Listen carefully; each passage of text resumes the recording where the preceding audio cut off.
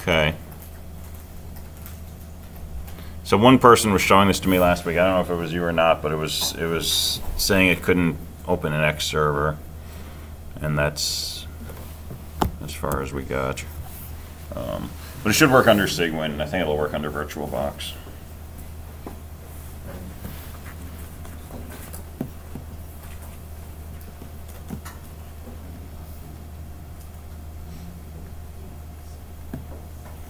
So other questions on PA5? So I don't know if you can do it on a Mac. You can try, see if you can find a version of Zenity that you can install wherever you go for things like that on Macs. But you can also do some kind of VirtualBox on Mac, right? I think. And that might be a... With the lab computers? With the lab computers? Probably not. This is one reason why it's a group project. Yeah. I got it to work on Mac. You got it to work on Mac? Yeah, I installed it with Homebrew. Okay. You willing to post a how-to on Canvas? I can probably remember, yeah. Okay, that would be cool. All right, so it's doable. Use Homebrew. I'm a Mac expert now. Cool, thank you.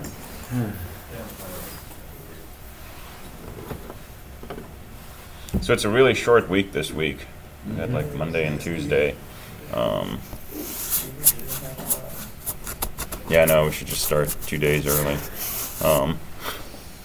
So if you've got questions about Zenity, you want to try to ask them before Tuesday's class is over. So.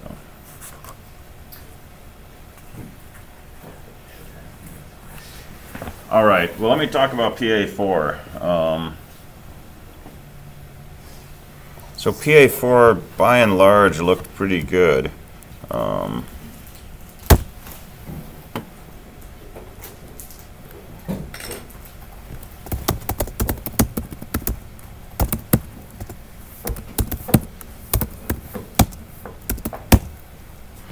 So,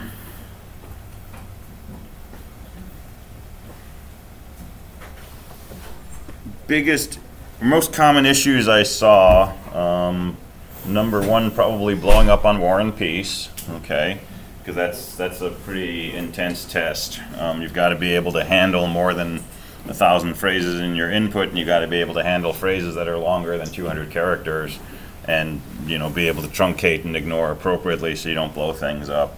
So that was not uncommon to have issues with that. Getting tripped up by special characters, right? Parentheses you're supposed to completely ignore, but in some of my tests, if I had parentheses, the code broke up phrases where the parentheses appeared and things like that. So being able to ignore those things successfully. A lot of projects ended up counting empty phrases. It would say, there were 15 occurrences of just angle bracket, this totally empty phrase. And I don't know exactly where that was coming from in all cases, but it comes from maybe not handling spaces correctly, or maybe incrementing an index too soon or something like that. In general, though, if the code seemed to be modularized and if it was doing the right kind of processing at the right level, for example, the lowest level getChar was handling ignoring things and converting case and stuff like that, and the phrase reader was using that to pull things in and was tracking state, start of phrase, middle of phrase, end of phrase. In most cases, those seem to work, and the majority of times where the code just simply did not work, when I looked at it, it tended to be sort of a main loop that was trying to do all those things inside the loop. So it would call getChar and it would check to see if it was a space, and if it was, it would do something, and if it was a period, it would do something else. And that was bundled in with trying to build phrases, and that was bundled in with trying to see if phrases were unique, and that was bundled into a whole main loop that was trying to go through the whole file. And this separation of things into pieces is really a tool to help organize your thoughts and your code to try to avoid having to do everything at once. So let me show you a modularized solution.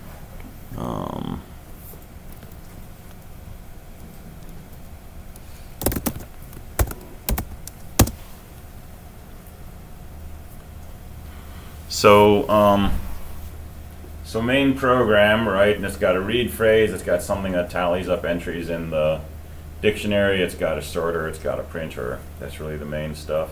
And I tried to keep telling you, right, you can hardwire the dimensions of these arrays. Your dictionary is always 1000 by 201. Your phrases are always 201.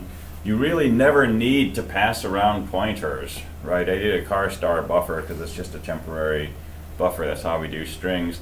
But I can define these things as taking character arrays that are 1000 by 201.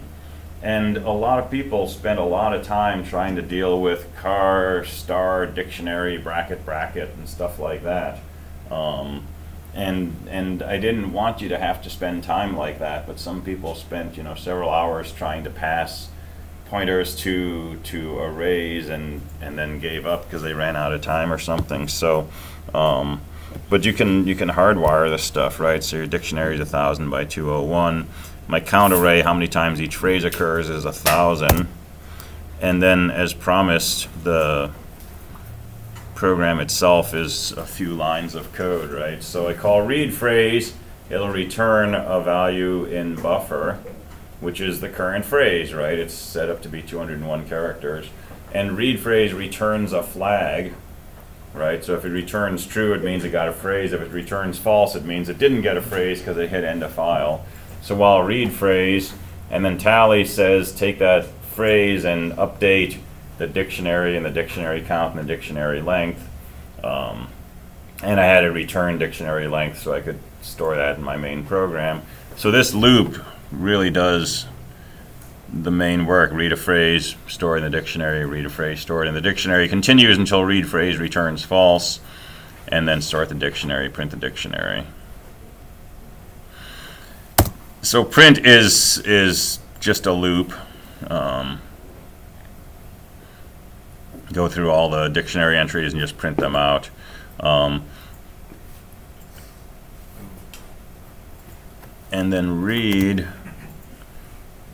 is the phrase reader, right? So this is kind of the workhorse. But it's got my get car. Okay, that's a super duper get car.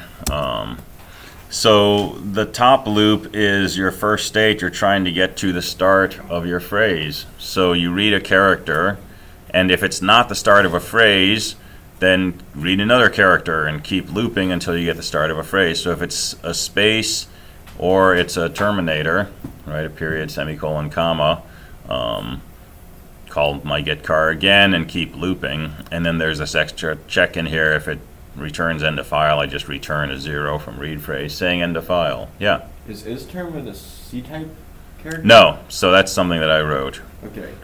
So this tells me if it's one of those terminating characters, the things that ends a phrase.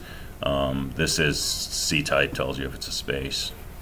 So this skips over the stuff in the beginning of a phrase. When you get out of this loop, C must be the first character of your phrase.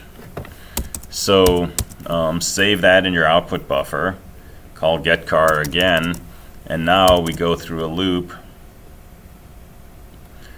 which says save that character if it's not a terminator, save it in your output buffer. And then this is just a little cheat, right? If I've just used up my last storage space, I just decrement my counter so that the next time I try to store, it'll just keep rewriting in that last position. So you get your character. If it's not a terminator, store it in your output buffer. Keep going. When you're done, terminate your output buffer. And we read a phrase. It's in buffer, so we return 1. So there's the super duper get car. Get a character. While it's one of these things that you want to ignore, get another character. So this loops you through until you've got a character that you care about. If it's a new line, change it to a space. This should actually be if is space. C, and then change it to an uppercase and then return it. And if getCar returns EOF, this will return EOF, right? Because EOF won't match any of these. It won't get changed to a space, and toUpper won't do anything to it. And then isTerm just checks to see if character matches one of these things. And I set up EOF to be a terminator just so I didn't have to keep checking for EOF. So it returns a 1 or a 0. And then bubble sort is just what it is. Pair of nested loops, compare the string length, and if they're out of order, this swaps the actual dictionary phrases, and this swaps the number of times that each phrase occurs in the count array. So that's just bubble sort.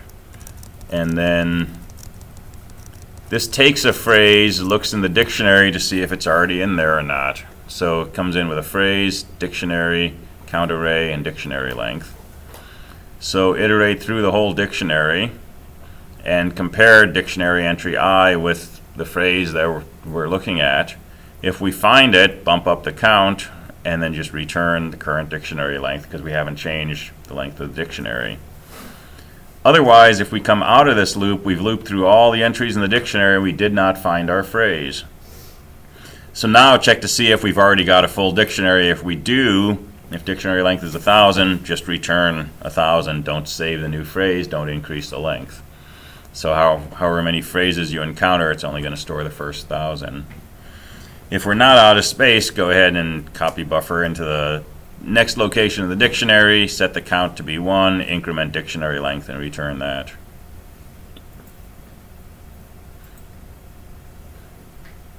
So that's one way to break it up.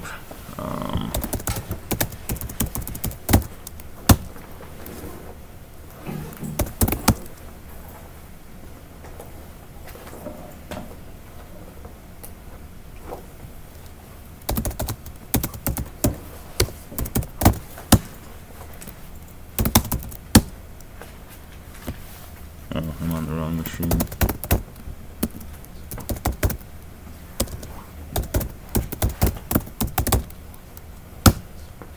And I don't have a network connection, so hold on.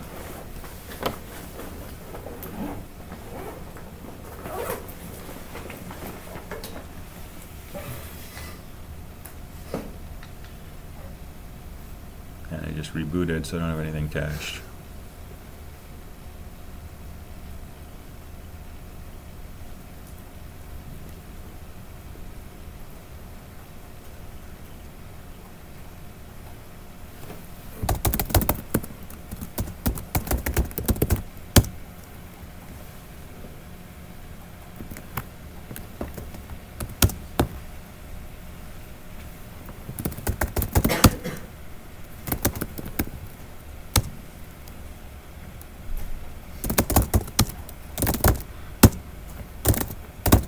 So this was one of my test files, basically like the test file that I had in the assignment with some extra challenges thrown in, some embedded characters that you should not be doing anything special with, and multiple commas that should all not be the start of a phrase, and parentheses that you should ignore, stuff like that. And then War and Peace, of course. And then just sort of a basic punctuation test with phrases split up over lines. So that was my starting point for analysis. Then I looked in your code. So the commenting's looking good. So nobody forgot their name this time, I don't think, which is good. And good commenting inside.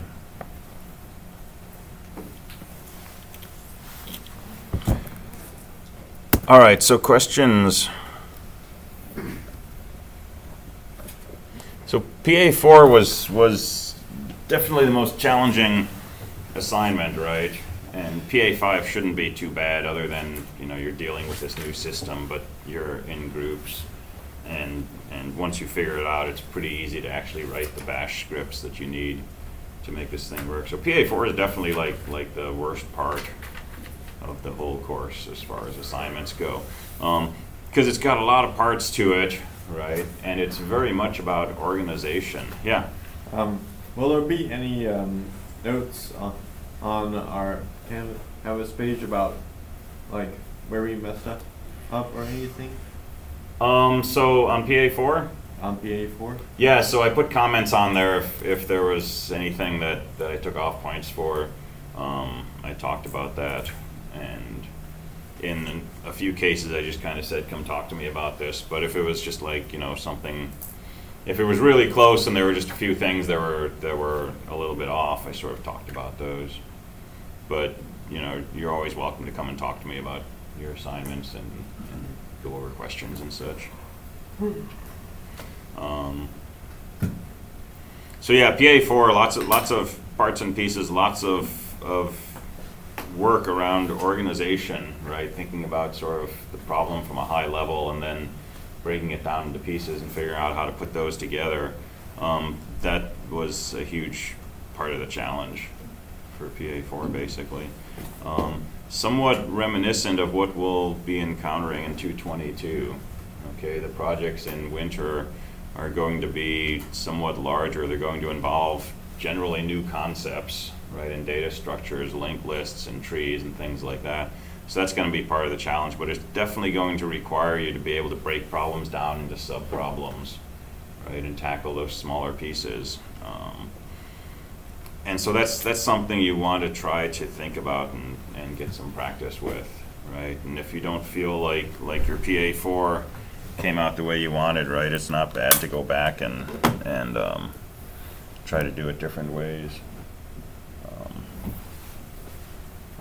So that will lead us into winter.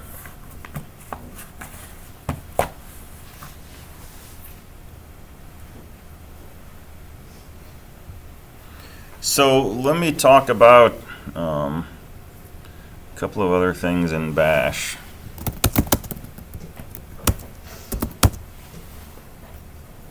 I got a lot of junk in here.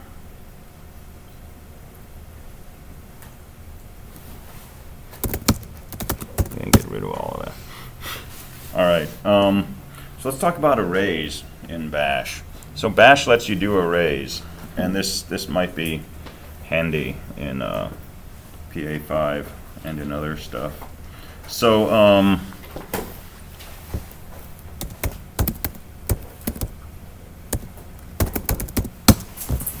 so I just made an array, and I said element 2 of this array, my variable, to be equal to hello.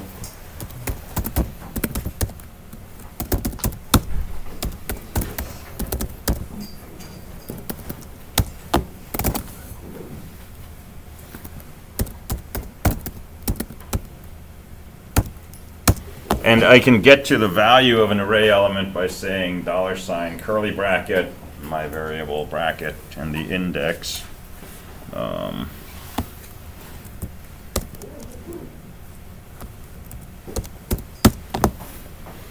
Right, and we can do things like, you know, I equals 1, and we can put out element $I, and it shows us element 1. And if I said I equal to 2, that gets us element 2, and so on. So the general syntax is $ curly bracket, variable bracket, index. Bless you. And it's a little odd looking, but that's just the way it comes out in Bash. So variables in array, index can be anything that evaluates to an index. And arrays are just kind of like created when you start storing things in elements. So if you say variable bracket, you know, some index equals something, that variable is automatically an array. And you don't define the size of the array to begin with.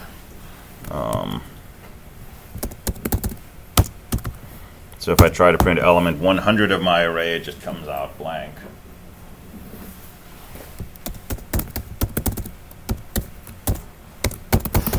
But I can assign something to element 100, right, and it'll print it out. So there's stuff going on underneath that we don't need to worry about, but you don't formally declare an array to hold 100 things or a type of array or things like that. It's a very sort of loosely typed notion. You don't have to worry about segfaults. I don't think you can segfault with this.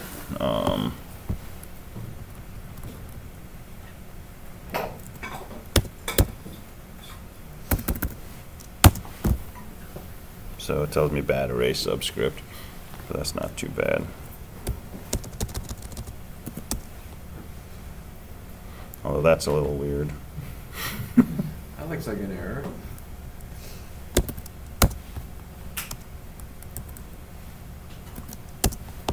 So why doesn't it like 444? Because it was too big. Yeah.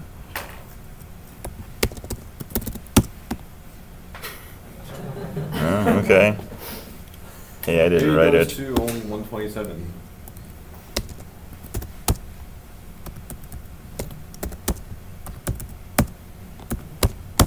Nice. Well, no, doesn't like 127. Huh. Only goes to the array length, the negative one from the array length. Hey. Hmm.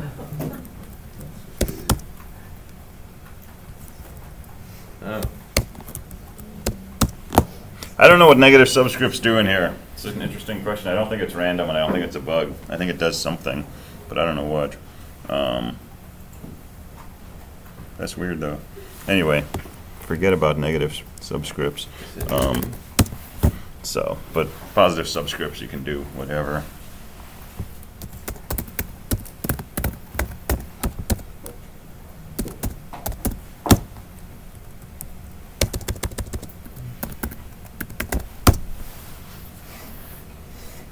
Yeah. Okay, so it looks like negative subscripts are an offset from the length. Oh, so you go back from the beginning. Oh, that's cool. Okay. So negative 101 is the same as 0 in this case. Cool. Thank you.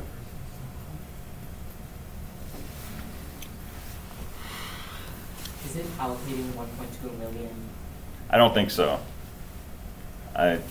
Because that would be like crazy.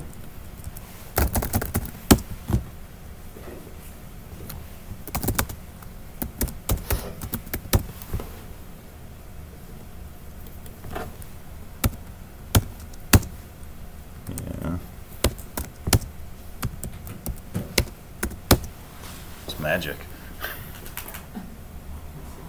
But really not, because what's probably underneath here is what's actually called an associative array.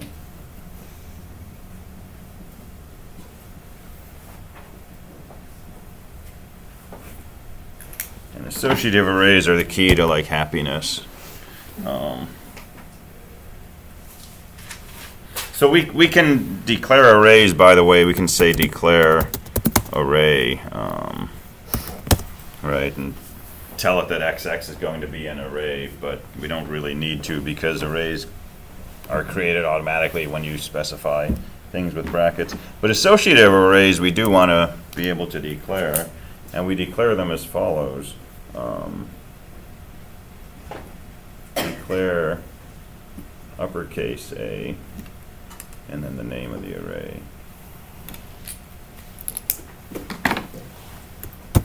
So I'm going to say declare dash A. So what should we call our array? I'm tired of X and A and array. Super duper array. Super duper array. We'll call it SDA, super duper array. Okay, so SDA is an associative array. What's an associative array? An associative array is basically like a hash. If you took 215, we talked about hashes a few weeks ago. An associative array is an array that we can index with something other than an integer. Okay, we can index it with anything that we want. So for example, I can say super duper array quote Nick equals 1, 2, 3. And then I can say echo super duper array bracket Nick, and its value is 123.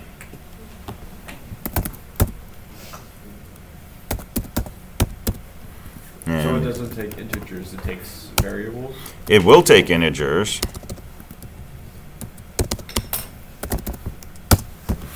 Right, so now I've got an array and it's indexed by either 2, Bob, or Nick. Yeah. Does it matter that you didn't put Bob in the double quotation? No, I realized I didn't need double quotes. Okay. If I had spaces embedded, I'd want to put it in quotes. But like everything else in Bash, the quotes are usually optional.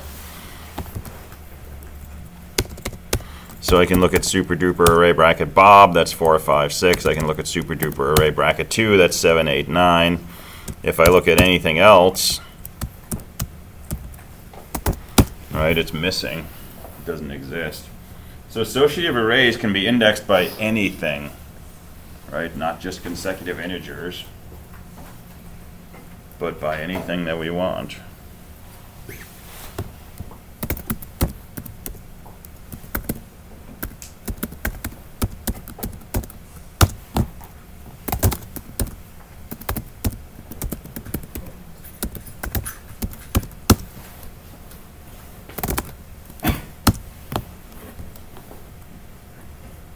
Uh-oh. You did 3.1. I did. Okay, we'll just change pi. Cool. Right. So what's going on here, and why is this important? Why is this important? Because this is coolness. Okay, this can change your life. Okay, this became my life for like 2 years when I first encountered this. Everything I did was an associative array for like years afterwards. Because it lets you take information and store it associated with some other piece of information. Okay, this is arguably how our brains work. Right? We don't have an array, and when we want to know how do I make chocolate chip cookies, we find the right index where that recipe is stored, right? We have something that we think brown sugar, and something pops up somewhere and it's like part of the recipe for chocolate chip cookies, right? We seem to make these connections between things, and we store information by like associating pieces of information with one another.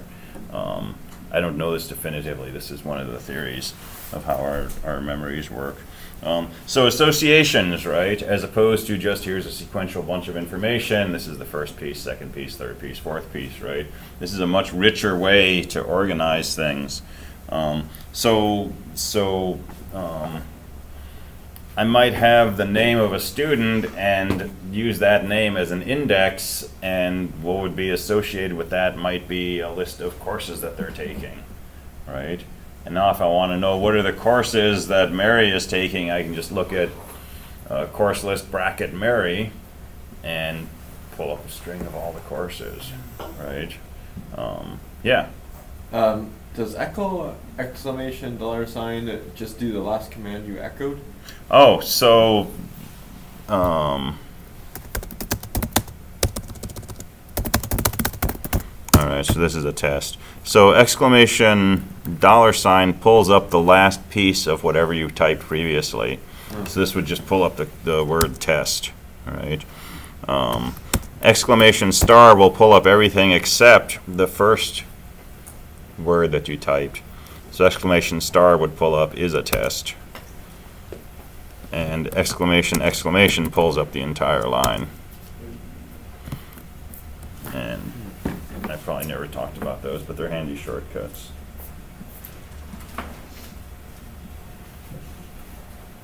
So this is previous command.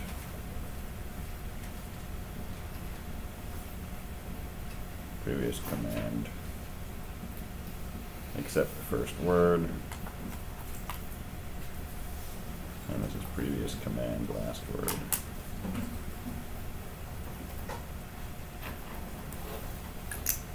And those are just bash features.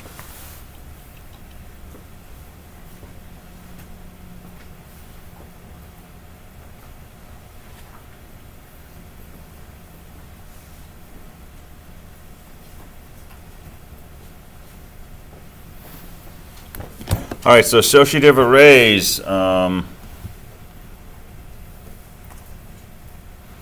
So I had an SDA of Nick.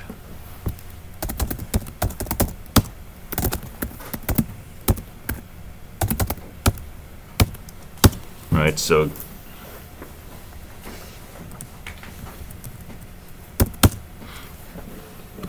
again, our index can be a variable, right? So I've got name, which is a variable whose value is Nick. I can use that as an index into my array, and that's useful. So what's going on here? This is a hash table, right? So the key is internally changed into an index in an array, and the system checks that location in the array to see if what's stored there corresponds to, in this case, the key Nick. And if it does, it shows me the contents. If it doesn't, it will just go ahead and return nothing, saying that there's nothing associated with that key. So you can take information in and you can start storing it in here. And eventually you end up with a whole bunch of keys associated with different pieces of information. But since it's not stored sequentially, if we want to see what's in that array, we can't just say for I equals 0 to 10, print out element 0, element 1, element 2, right? Because we don't know what the indexes are. I've got an index of Nick, I've got an index of 2, I've got an index of not pi, and so on and so forth. So whenever you have an associative array, a hash table like this, you need some way to access the keys, right? To see what a list of keys are so that you can pull the information out based on keys. And we can do that as follows. So this was sidebar.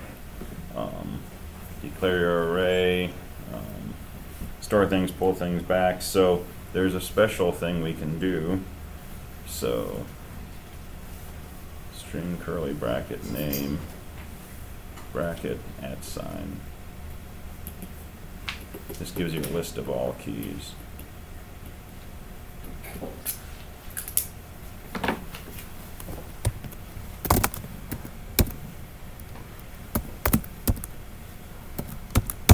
So if I echo SDA bracket @sign, it shows me my 3 keys. 1, 2, 3, 4, 5, 6, 7, 8, 9, and pi.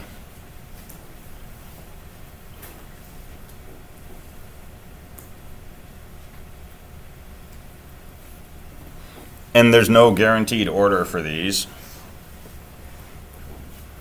Right, I think I did 1, 2, 3, 4, 5, 6, 7, 8, 9, and then I did pi. But you're guaranteed this will be the collection of all the keys. And so we talked about how we could iterate over things in a list like this that are separated by spaces. So I can say something like for k in $ curly bracket SDA bracket @ do echo $k echo $ SDA bracket $k.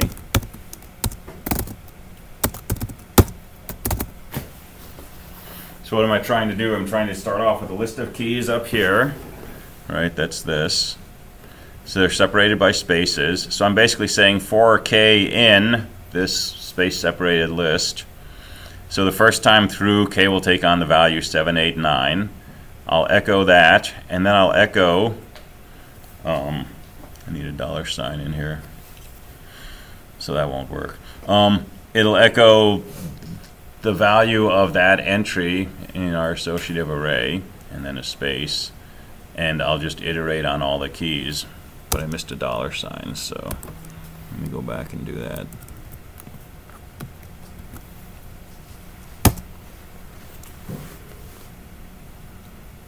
Oh, that's not right.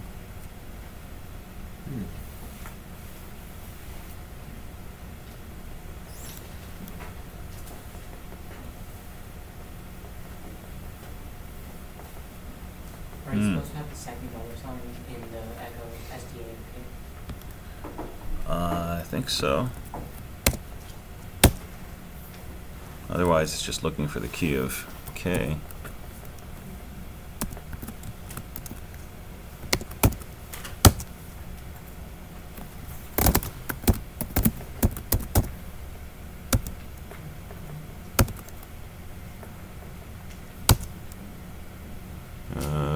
doing wrong here?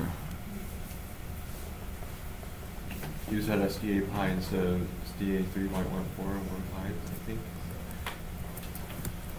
Oh, I'm looking at the values, not the keys.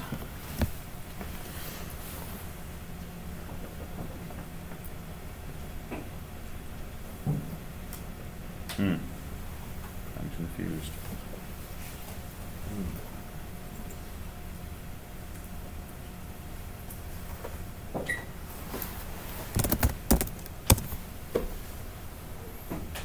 Oh, yeah, okay, so I'm looking at the values, not the keys. I want to get the keys out. Do I not remember how to do that?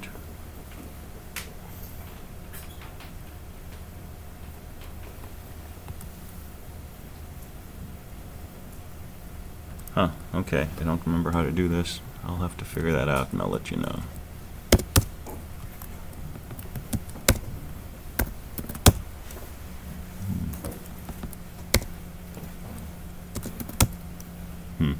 All right, I gotta figure that out. I'll let you know tomorrow. Because that @ sign is actually pulling out the values. Yeah, do you know? Put an exclamation point before the array name Before the array name.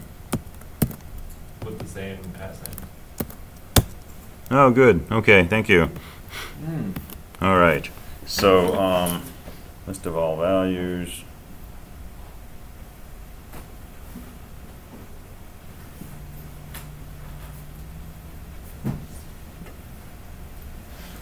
And this is a list of all keys. Thanks.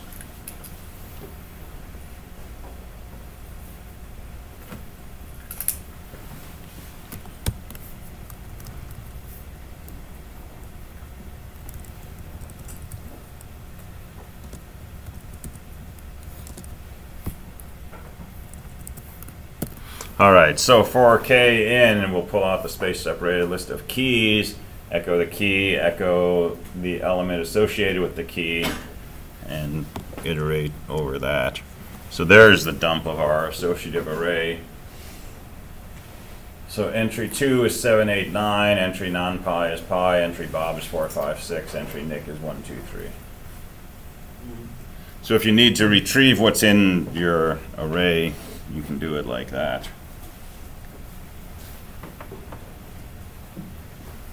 So, what can you use this for? Array of people traveling. Array of people traveling. All right, so you That can roll also this. lists their dates Also lists their dates. and baggage. So you could roll this into PA5. Could you use this for PA4 if you're doing PA4 in Bash? All right, every time you get a phrase, you create an entry in your array and you set the value equal to the current value plus 1.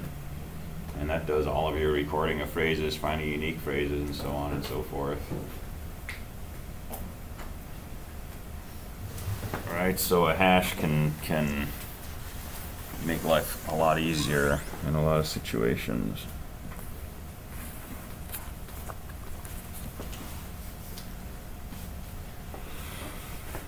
All right, so I wanted to mention arrays for Bash. The last thing I want to talk about before we finish tomorrow, so I'll start it today, are these two commands, awk and sed. Awk is actually GNU awk now, so it's gawk and sed. These are useful for manipulating strings in Bash. Sed in particular, so this is the stream editor.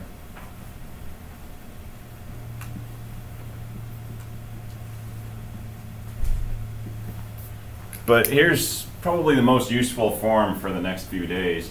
Sed space single quote substitute slash old slash new slash. And this reads standard in, applies this substitution pattern, and puts the output on standard out. So,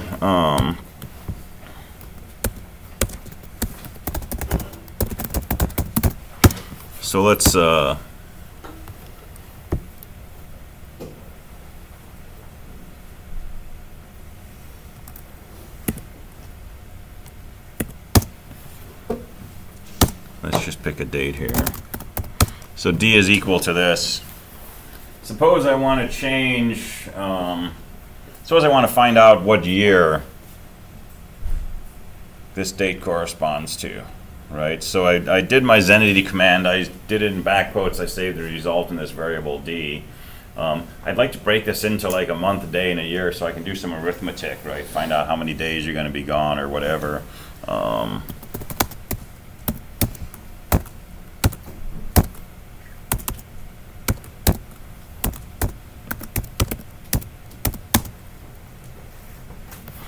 So here's a hard to read regular expression which says match a pattern at the beginning of the line followed by 2 of anything followed by any number of things followed by the end of the line, and replace that with what's in the parentheses, which is the first 2 characters, okay, which we know will be the month of the date. So I can say month equals back quote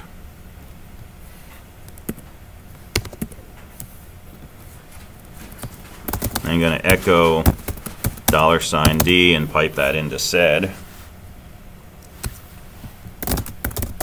And now if I look at month, it's 11. So what just happened here?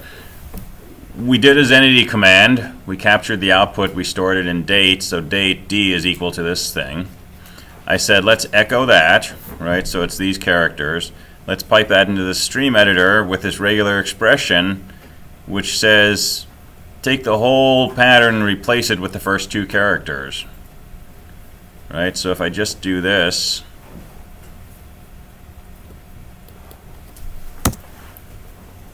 right, it just picks up those first 2 characters, it replaces the whole string with that, and I've got my month. And so if I throw it in back quotes, I can assign that to a variable. If I do the following, so month slash, and then the next 2 characters, and I replace all of that with whatever matched those next 2 characters, this will give me the day of the month. And if I do month slash day slash, and then pick up 4 characters for the year, that gives me the year. Right? So it's not magic, right? It's just regular expressions in Unix. So again, you don't need to memorize this, right? If you make a note of it or take a picture, it's an example, right?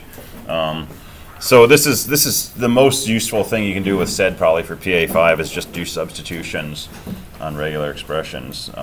But sed is a whole programming environment, so we'll talk about that more tomorrow, and we'll talk about awk, and we'll do some of that when we come back from break also. But that will possibly help you with PA5. All right, so I'll see you next time.